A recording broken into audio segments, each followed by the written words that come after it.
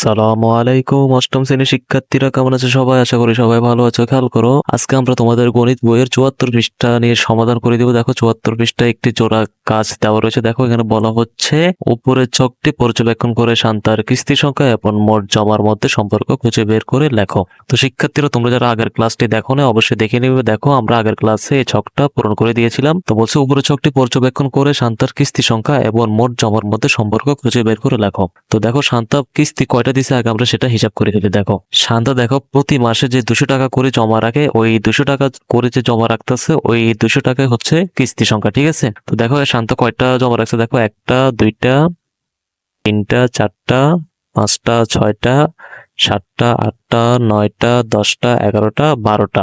তার মানে আমরা পেলাম যে কিস্তি সংখ্যা কয়টি, 12টি পেলাম। ঠিক আছে, কিস্তির সংখ্যা পেলাম আমরা শিক্ষার্থীরা 12টি।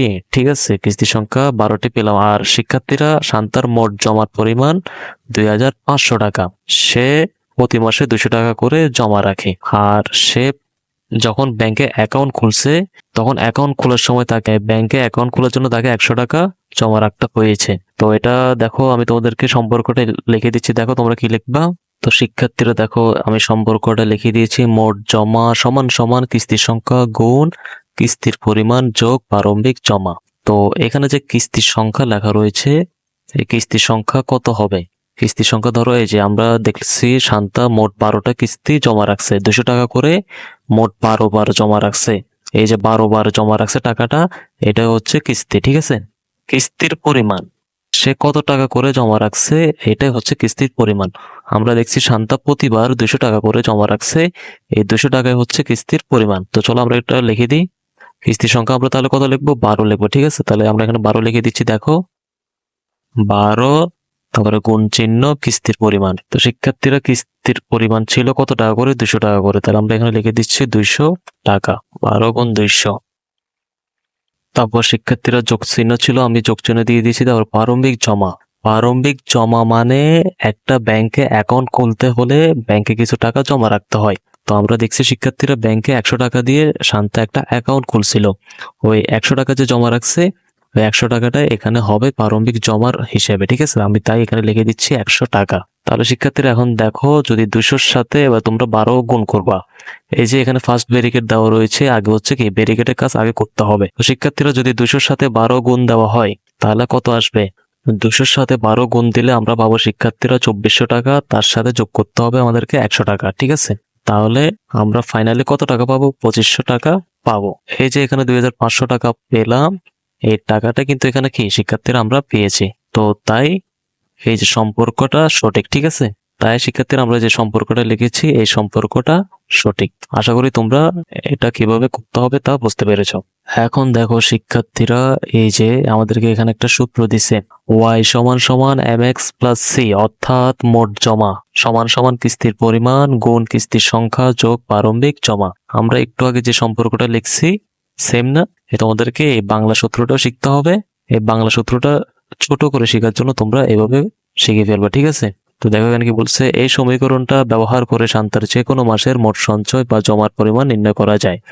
যেমন 14তম মাসে শান্তার মোট জমার পরিমাণ হবে, যেহেতু 14 নম্বর মাসে শান্তার ব্যাংকে মোট কত টাকা আছে এটা আমরা জানতে চাচ্ছি, তাহলে লিখতে হবে 14। আর শান্তা যেহেতু প্রতি মাসে 200 টাকা করে জমা রাখতেছে, তাহলে 200 গুণ 14। 14 কেন হবে? ওই যে 14তম মাসে কত টাকা ব্যাংকে আছে আমরা সেটা জানতে চাচ্ছি, তাই 200 টাকা গুণ 14 টাকা। 200-র সাথে 14 গুণ করতে হবে। আর ব্যাংকে অ্যাকাউন্ট খুলতে হলে 100 টাকা প্রথমে জমা দিয়েছিল, তাই 100 টাকা আগে যোগ করতে হবে। তো 200 গুণ 14, তাহলে আসবে শিক্ষার্থীরা কত? 2800 টাকা। এই 2800 টাকার সাথে 100 টাকা যোগ করলে 2900 টাকা হবে। তো আমরা জেনে গেলাম খুব সহজে এই সূত্রের মাধ্যমে, 14তম মাসে শান্তার মোট জমার পরিমাণ হবে 2900 টাকা।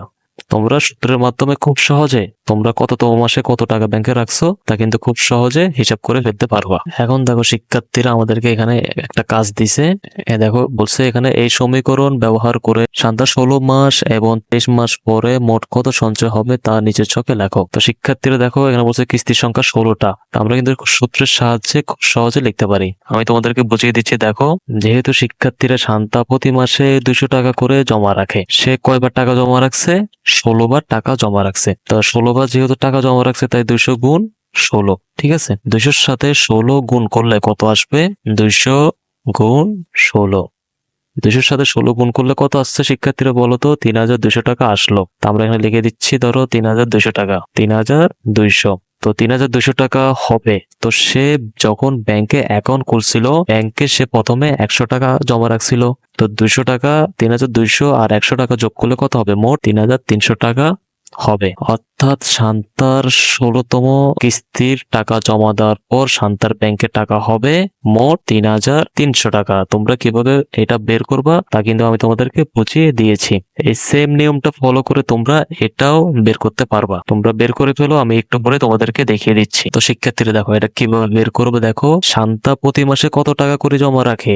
200 টাকা করে জমা রাখে। এখানে বলছে কততম মাসের কথা? 23টা কিস্তির সংখ্যা বলছে। তো যেহেতু 200 টাকা করে জমা রাখে আর এখানে বলছে 23টা কিস্তির সংখ্যা, তাহলে 200 গুণ 23, 200 গুণ 23, 200-র সাথে 23 গুণ করলে কত হবে? 200-র সাথে 23 গুণ করলে আমরা দেখতে পাচ্ছি 4600 টাকা হবে। ঠিক আছে, তো আমরা দেখি এখানে 4600 টাকা লিখে দিচ্ছি, 4600 টাকা। 4600 টাকা হইলো।